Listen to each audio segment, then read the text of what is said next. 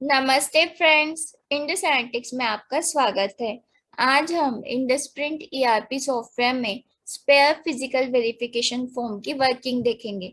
इसके लिए सबसे पहले आप स्पेयर पार्ट इन्वेंटरी मेनू में जाइए और स्पेयर फिजिकल वेरिफिकेशन पर क्लिक कीजिए।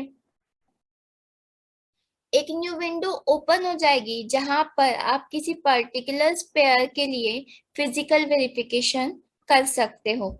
Spare physical voucher number system auto generate करता है।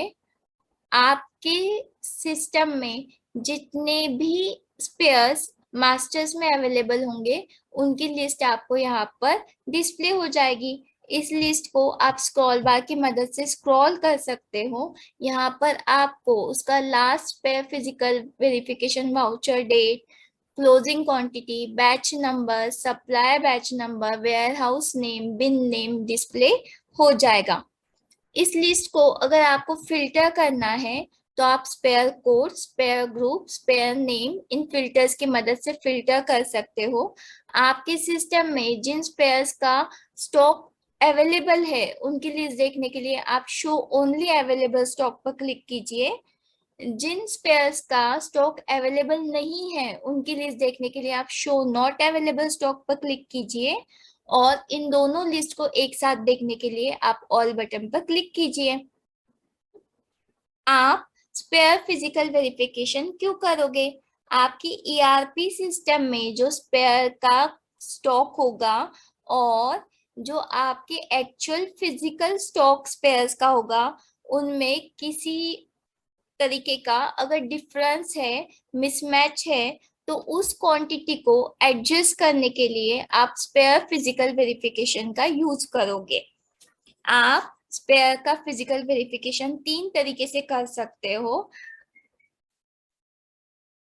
एक तो आप जिस पेयर को सिस्टम में जिसकी क्वांटिटी ऐड कर रहे हो उसकी क्वांटिटी सिस्टम में अवेलेबल नहीं है, मतलब उसका स्टॉक सिस्टम में अवेलेबल नहीं है, तो इस केस में आपको सिर्फ क्लोजिंग क्वांटिटी में उस पेयर का स्टॉक बढ़ाना होगा।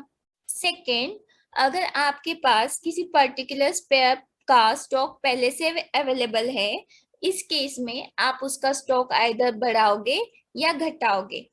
और तीसरे केस में आपके पास स्टॉक तो अवेलेबल है पर आप उस पेयर के लिए उस स्टॉक में इफेक्ट नहीं करते हुए उसका एक अलग बैच बनाना चाहते हो, तो इसके लिए भी आप फिजिकल वेरिफिकेशन कर सकते हो।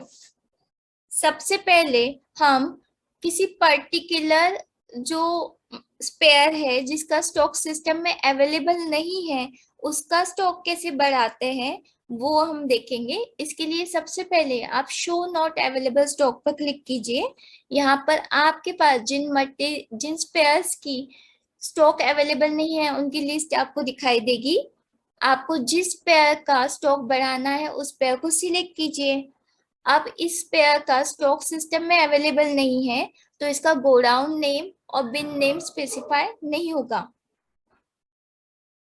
इस पेयर का स्टॉक सिस्टम में 0 है, अवेलेबल नहीं है, तो इसका गोडाउन नेम और बिन नेम यहाँ पे स्पेसिफाई नहीं होगा। आपको वो गोडाउन नेम और बिन नेम की फिजिकल लोकेशन जहाँ पे आप स्टॉक बढ़ाने के बाद में इस पेयर को आप स्टोर करोगे उसको सिलेक्ट करना पड़ेगा।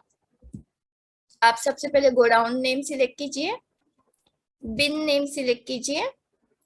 सप्लायर से इस पेयर के लिए कोई बैच नंबर आया होगा तो वो यहाँ पे ऐड कीजिए। उस पेयर की फिजिकल क्वांटिटी ऐड कीजिए जितनी आप एडजस्ट करना चाहते हो और ऐड बटन पर क्लिक कीजिए। ये हुआ अगर आपके पास कोई स्पेयर अवेलेबल नहीं है और उसकी क्वांटिटी आप फिजिकल वेरिफिकेशन थ्रू ऐड करना चाहते हो तो उसका तरीका। सेकेंड वे, आपके पास पहले से स्टॉक अवेलेबल है तो आप शो ओनली अवेलेबल स्टॉक पर क्लिक कीजिए। अब आप जिस पेयर के लिए स्टॉक बढ़ाना या घटाना चाहते हो उस पेयर को सिलेक्ट कीजिए। इसका स्टॉक सिस्टम में पहले से अवेलेबल है इसलिए गोडाउन नेम और बिन नेम आपको दिखाई देगा। इसका बैच नंबर भी पहले से है तो आपको यहाँ पे वो डिस्प्ले हो जाएगा। आपको इसकी कितनी क्वांटिटी ऐड करनी है आप उस क्वांटिटी को यहाँ पर टाइप कीजिए और ऐड बटन पर क्लिक कीजिए। अब अगर इसी स्पेयर के लिए मैं सेपरेट बैच बनाना चाहती हूँ, मुझे इस क्वांटिटी में, इसकी फिजिकल क्वांटिटी में मुझे ऐड नहीं करना है, मुझे एक नया स्टॉक बनाना है, नया बैच बनाना है, तो मैं इसके आगे जो न्यू स्टॉक है उस पर क्लिक करूंगी। अब आपको यहाँ पर बैच नंबर टाइप करना पड़ेगा, आपका गोडाउन लोकेशन और बिन नेम भी चेंज होगा, क्योंकि आपका जो ओरिजिनल पेपर है उसका जो गोडाउन रहेगा, बिन रहेगा, वो अलग रहेगा। आपको इस बैच को अलग से मेंटेन करना पड़ेगा। उसका बिन सिलेक्ट कीजिए, उसका सप्लायर से जो बैच नंबर आया होगा वो आप यहाँ पे टाइप कीजिए, उसकी आप कितनी क्वांटिटी सिस्टम में ऐड करना चाहते हैं वो ऐड कीजिए और ऐड बटन पर क्लिक कीजिए।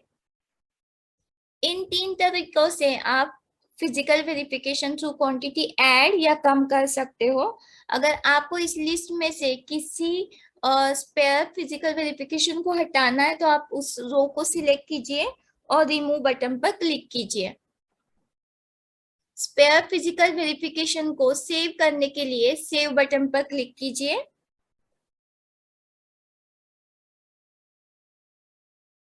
आपके पर्टिकुलर स्पेयर का physical verification through stock system में अपडेट हो चुका है। स्पेयर फिजिकल वेरिफिकेशन वाउचर को स्क्रीन को क्लियर करने के लिए, रिफ्रेश करने के लिए न्यू बटन पर क्लिक कीजिए। आपके सिस्टम में आपने पहले से जो स्पेयर फिजिकल वेरिफिकेशन के वाउचर्स बना के रखे होंगे, उनकी लिस्ट देखने के लिए आप शो लिस्ट बटन पर क्लिक कीजिए। यहाँ पर आपको पूरी इंफॉर्मेशन डिस्प्ले हो जाएगी।